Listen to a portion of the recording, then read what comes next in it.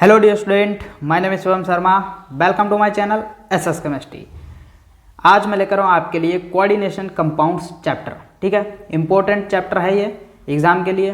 देखो, इस लेक्चर में हम लोग बात करेंगे कि इस चैप्टर के अंदर हम लोग कौन कौन से टॉपिक को पढ़ेंगे, या फिर कौन कौन से टॉपिक इंपॉर्टेंट हैं एग्जाम के लिए, या फिर कुल कितने टॉपिक हमको पढ़ने होंगे। ठीक है, उन सभी पे बात करेंगे हम लोग इस लेक्चर में। ठीक है, अगर आपको ये पूरा चैप्टर चाहिए, 24 पेज का ये चैप्टर है, अगर आपको इस चैप्टर की पीडीएफ चाहिए तो आप कमेंट में अपना नंबर दे सकते हैं। उसी नंबर पे व्हाट्सअप नंबर देना, क्योंकि व्हाट्सअप पे मैं ये वाली पीडीएफ आपके पास भेज सकता हूँ। ठीक है, देखो सबसे पहले आपको देना है इसका इंट्रोडक्शन। यहाँ से ऊपर से लेकर और नीचे तक, यहाँ तक इंट्रोडक्शन ही है। टिक लगा देता हूँ मैं। यहाँ तक जो है वो इंट्रोडक्शन ही है। कोऑर्डिनेशन कंपाउंड क्या होते हैं, कैसे बनते हैं, इनका क्या महत्व है, ये सारी बातें आपको इंट्रोडक्शन में ऐड करनी है। ठीक है, उसके बाद आपको पढ़ना है Werner's theory of coordination compounds. Werner ने थ्योरी दी थी कोऑर्डिनेशन कंपाउंड के ऊपर। ठीक है, लेंथी थ्योरी है। देखो, इस चैप्टर में सबसे इम्पोर्टेंट टॉपिक या फिर ये वाली थ्योरी ही है। ठीक है, इस चैप्टर से एग्ज़ाम में कुछ भी आए या ना आए, ये वाली थ्योरी आपको ज़रूर देखने को मिलेगी एग्ज़ाम में। ठीक है, तो सबसे पहले इसको तैयार करना है आपको। पूरी थ्योरी यहाँ पे दी गई है विद एग्जाम्पल, लेंथी है, आपको अच्छे से चीज़ें कवर करनी है, सारी चीज़ें नोट कर लेनी है। ठीक है, मैं इस पर वीडियो भी बनाऊँगा, आप यहाँ से भी नोट कर सकते हैं, यहाँ से भी चीज़ों को समझ सकते हैं, और मैं इन सभी टॉपिक्स के ऊपर वीडियो भी बनाऊँगा। ठीक है, फिर यहाँ पे बर्नर्स का पूरा जीवन परिचय दिया गया है, इसको भी आप नोट कर सकते हैं, ये भी एग्ज़ाम के लिए इम्पोर्टेंट है। उसके बाद यहाँ पे ये वाली हेडिंग आती है 2 नंबर पे, definition of some important terms pertaining to coordination compounds. ठीक है, इसके अंदर हम लोग पढ़ेंगे कोऑर्डिनेशन इंटिटी, उसके बाद सेंट्रल एटम आयन, उसके बाद लिगेंड्स, फिर इसके नीचे देखो और भी हैं, इसके नीचे ये वाला है कोऑर्डिनेशन नंबर, फिर इसके ऊपर भी होगी एक हेडिंग लिगेंड्स, फिर कोऑर्डिनेशन नंबर, हाँ, फिर यहाँ पे ये वाली जो है कोऑर्डिनेशन स्फेयर, फिर उसके बाद कोऑर्डिनेशन पॉलीहाइड्रॉन। ये सारी हेडिंग हमको 1 बाय 1 करके पढ़नी होंगी। ठीक है, ये सारी इंपॉर्टेंट हैं यार, मैं ऐसा नहीं कह रहा हूँ, इंपॉर्टेंट है, आपको सारी ये तैयार करके रखनी है। Oxidation number of central metal atom, जो कोऑर्डिनेशन कंपाउंड होते हैं उनका जो सेंट्रल मेटल एटम होता है उसकी कोऑर्डिनेशन नंबर कैसे निकाली जाती है, या कौन से एटम की कितनी होगी। ठीक है, ऑब्जेक्टिव टाइप में क्वेश्चन बन सकता है एग्ज़ाम में। जिस मैं ये हेडिंग जो बता रहा हूँ आपको, ये इम्पोर्टेंट है, आप रेडी करके रखना।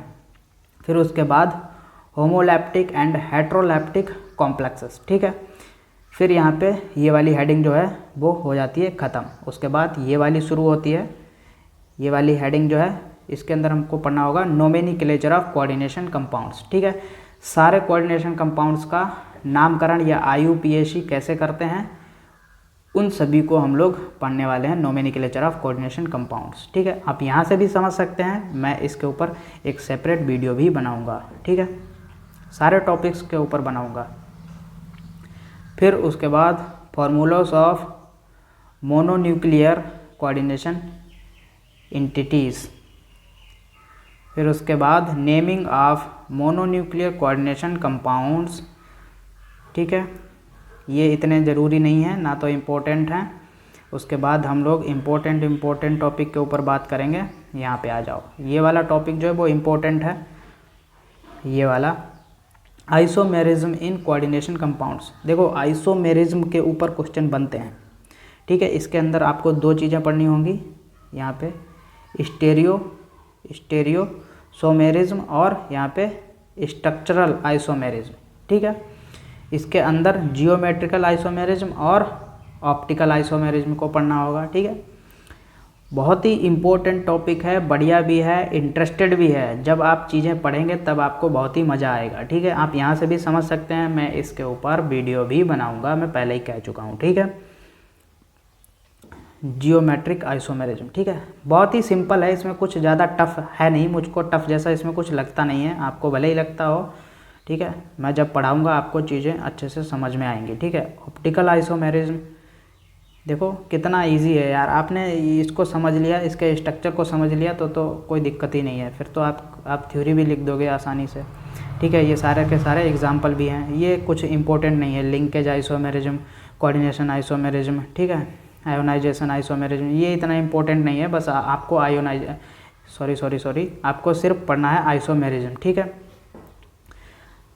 फिर उसके बाद नीचे आ जाओ, यहाँ पे ये हेडिंग जो है ये वाली, बॉन्डिंग इन कोऑर्डिनेशन कंपाउंड्स। ठीक है, ये चीज़ आपको पढ़नी है, ज़्यादा लेंथी करके नहीं पढ़ना होगा। इसमें सिर्फ आपको समझना है कि एटम और सेंट्रल मेटल एटम और लिगेंड के बीच किस तरीके की बॉन्डिंग होती है, बस उसके बारे में आपको समझना है, बस और कुछ नहीं है इसमें। ठीक है, उसके बाद अगर इसके अंदर हेडिंग आती है बैलेंस बॉन्ड थ्योरी, ये आपको दिख रही है, ये बहुत इंपॉर्टेंट है। ये हेडिंग जो है वो सबसे इम्पोर्टेंट हमको लगी इस चैप्टर में। ठीक है, ये आपको अच्छे से कवर करनी है। ठीक है, बैलेंस बॉन्ड थ्योरी, बीबीटी, ये आपको आगे हायर क्लासेस में भी देखने को मिलेगा ये टॉपिक। ठीक है, और विद एग्जांपल।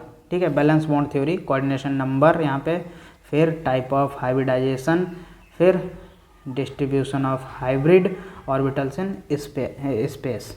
ठीक है, ये टॉपिक जो है इम्पोर्टेंट है। फिर उसके बाद क्या आएगा, सारा कुछ है यहाँ पे देखने को मिल सकता है आपको अच्छे से। ठीक है, बहुत ही अच्छी पीडीएफ है ये, पूरा चैप्टर आपका कवर हो जाएगा इसी पीडीएफ में। ठीक है, 24 पेज की है ये पूरी पीडीएफ। फिर उसके बाद आपको पढ़नी होगी बैलेंस बॉन्ड थ्योरी में magnetic properties of coordination compound. ठीक है, मैग्नेटिक प्रॉपर्टीज़ को भी पढ़ना होगा। फिर उसके बाद नीचे आ जाओ, limitation of valence bond theory, फिर इसकी लिमिटेशन पढ़नी होगी। लिमिटेशन 1-2 नंबर में अलग से पूछ दी जाती हैं, बस आपको 2-3 कवर कर लेनी, यहाँ पे सारी दी गई हैं, आपको 2-3 कवर कर लेनी है limitation of valence bond theory की, बस, और ज़्यादा इसमें कुछ है नहीं। ठीक है, limitation of valence bond theory 2-3 number में पूछी जाती हैं। ठीक है, बैलेंस बॉन्ड थ्योरी जो है वो ज़्यादा टफ नहीं है यार, बहुत ही ईजी है, मैं तो उसको बहुत ईजी मानता हूँ। ठीक है, फिर इसके बाद देखो crystal field theory, valence bond theory के बाद क्रिस्टल फील्ड थ्योरी, ये भी इम्पोर्टेंट है, इसमें भी ज़्यादा कुछ नहीं है, अगर आप अच्छे से समझोगे तो इसमें कुछ नहीं है। और क्रिस्टल फील्ड थ्योरी जो है उसके ऊपर मैं पहले से वीडियो बना चुका हूँ, आप देख सकते हैं मेरे चैनल पर जाकर। फिर उसके बाद crystal field theory splitting in octahedral coordination entities. फिर उसके बाद नीचे आ जाओ, यहाँ पे स्ट्रक्चर दिए गए हैं सारे, इनको आप कवर कर सकते हैं, नोट कर सकते हैं। फिर उसके बाद कौन सी हेडिंग आएगी, कलर इन कोऑर्डिनेशन कंपाउंड्स। ठीक है, क्रिस्टल फील्ड थ्योरी के अंदर ही ये वाली हेडिंग है, कलर ऑफ कोऑर्डिनेशन कंपाउंड्स। ठीक है, देखो विद एग्जाम्पल सारी चीज़ें दी गई हैं। ठीक है, तो इसको मिस मत करें। ठीक है, आपको ऐसा पीडीएफ कहीं नहीं मिल सकता। ठीक है, क्रिस्टल फील्ड स्प्लिटिंग इन टेट्राहेड्रल कोऑर्डिनेशन एंटिटीज़। ठीक है, यहाँ पे ये टेट्राहेड्रल के लिए क्रिस्टल फील्ड दी गई है, और ऊपर जो थी वो दी गई थी ऑक्टाहेड्रल के लिए। ठीक है, मैं पहले भी बना चुका हूँ क्रिस्टल फील्ड थ्योरी के ऊपर वीडियो, वहाँ मेरे चैनल पे जाके आप देख सकते हैं। ठीक है, देखो फिर कोई दूसरी हेडिंग आने वाली है या कोई टॉपिक आने वाला है।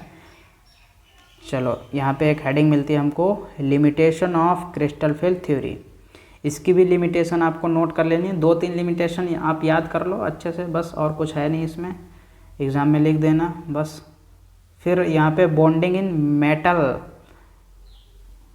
ये वाला देखो, ये वाला टॉपिक या heading, bonding in metal carbonyls. ठीक है, ये हेडिंग भी इम्पोर्टेंट है, इतनी ज़्यादा इम्पोर्टेंट नहीं है, आप इसको थोड़ा सा समझ सकते हैं, ज़्यादा अगर नहीं समझना चाहते तो कोई दिक्कत नहीं है। ठीक है, सारे एग्जाम्पल भी दिए गए हैं यहाँ पे। ठीक है, मेटल की जो सेंट्रल मेटल एटम होता है डी ब्लॉक का, ठीक है, उनके बीच जो कार्बोनिल होते हैं और सेंट्रल मेटल एटम होता है, उनके बीच किस तरीके की बॉन्डिंग होती है उसको समझना होगा या उसके बारे में पढ़ना होगा, बस, और इसमें कुछ है नहीं। ठीक है, मैं इन सभी टॉपिक्स के ऊपर वीडियो बनाऊंगा। ठीक है, फिर यहाँ पे ये वाली हेडिंग आती है इम्पोर्टेंस एंड ये क्या है, एप्लीकेशंस ऑफ कोऑर्डिनेशन कंपाउंड्स, इतनी भयंकर राइटिंग है एप्लीकेशन ऑफ कोऑर्डिनेशन कंपाउंड्स। ठीक है, फिर ये सारे के सारे एप्लीकेशन यहाँ पे दिए गए हैं, इनको नोट कर लेना है, अपनी नोटबुक में समझ लेना है, ठीक है। एप्लीकेशन भी अलग से पूछ दिए जाते हैं 3-4 नंबर के बीच में, ठीक है। तो कोई भी चीज़ मिस मत करें, मेरे हिसाब से थोड़ी थोड़ी चीज़ सारी कवर कर लें, ठीक है। फिर धीरे धीरे आ जाओ यहाँ पे एक्सरसाइज 21 नंबर पे आ ही चुके हैं हम लोग। फिर उसके बाद यहाँ पे सारे क्वेश्चन हैं और ज़्यादा कुछ है नहीं इसमें, तो हम लोग देखेंगे कुल कितनी हेडिंग हुई हैं इसमें, ठीक है। आओ ऊपर चलते हैं, फिर यहाँ से देखते हैं हम लोग कुल कितनी हेडिंग हुई हैं टोटल, ठीक है। यहाँ से स्टार्ट करेंगे। तो इंट्रोडक्शन आपको अपने पास से ऐड करना है, यहाँ पे कोई हेडिंग नहीं दी गई है लेकिन इसका इंट्रोडक्शन दिया गया है, ठीक है। फिर यहाँ पे number 1 heading burner theory of coordination compound, यानी कि 2 नंबर, अगर इंट्रोडक्शन वाली भी मिला लो तो 2 हेडिंग हो गई हैं। फिर यहाँ पे इसके अंदर आपको बर्नर्स थ्योरी के अंदर ये सारा कुछ कवर कर लेना है। फिर उसके बाद तीसरी heading definition of some important terms pertaining to coordination compounds, 3 heading हो गई हैं। फिर उसके बाद नोमेनक्लेचर 4, फिर उसके बाद नोमेनक्लेचर हो गया। फिर उसके बाद नीचे आ जाओ, फिर आइसोमेरिज्म 5, फिर उसके बाद कौन सी आएगी भाई, बॉन्डिंग इन कोऑर्डिनेशन कंपाउंड्स 6, ठीक है। फिर इसके अंदर ही पढ़नी है बैलेंस बॉन्ड थ्योरी, 6 हेडिंग हो गई। फिर कौन सी आएगी,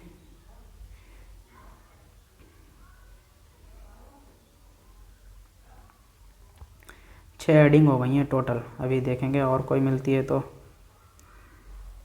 एक और होनी चाहिए शायद, हाँ ये वाली है, बॉन्डिंग इन मेटल कार्बोनिल्स, ठीक है, 7 हेडिंग हो गई हैं।